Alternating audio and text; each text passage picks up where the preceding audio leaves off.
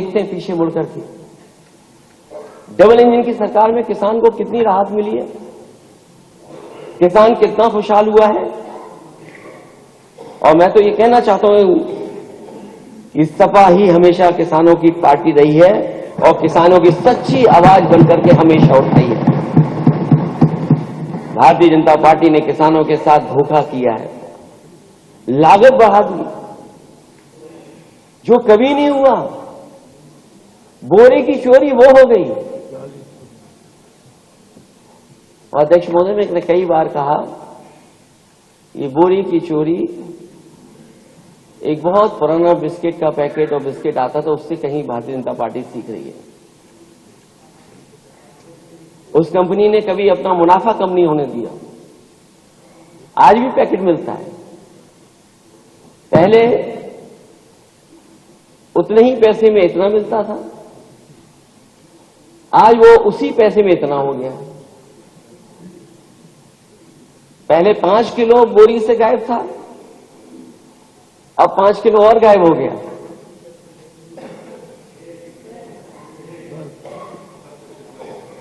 तो सोचिए किसान कैसे खुशहाल होगा।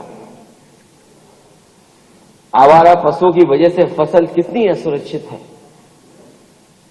वो बजट में जब बात आएगी तो मैं बजट में कहूंगा। जो फसल बचती भी है उसकी कीमत क्या सरकार दे पा रही है।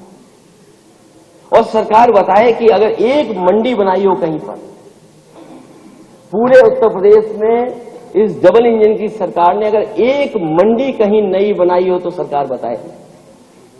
और मुझे याद है कोविड के समय पर ये बात रखी गई थी कि बहुत बड़े पैमाने पर एग्रीकल्चर इंफ्रास्ट्रक्चर के लिए 1 लाख करोड़ रुपए मिलने जा रहा है। अगर एग्रीकल्चर इंफ्रास्ट्रक्चर के लिए आपको पैसा मिला है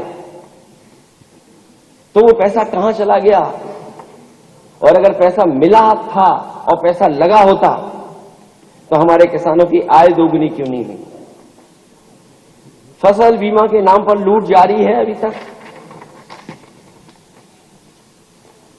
किसान अपना खेती करे या आंदोलन करे,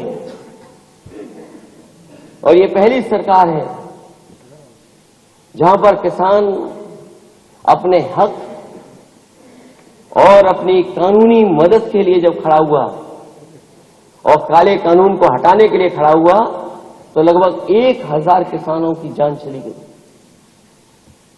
तो किसान खेती करे कि आंदोलन करे, और सरकार कम से कम ये बताए कि उनका फार्मूला क्या है जिसकी वजह से और जिसकी लागू हो जाने से किसानों की आय दोगुनी हो जाएगी।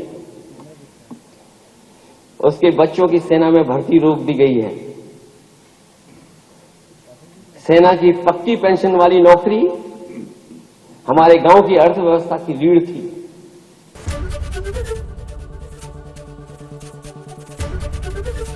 एबीपी गंगा, खबर आपकी, जुबान आपकी।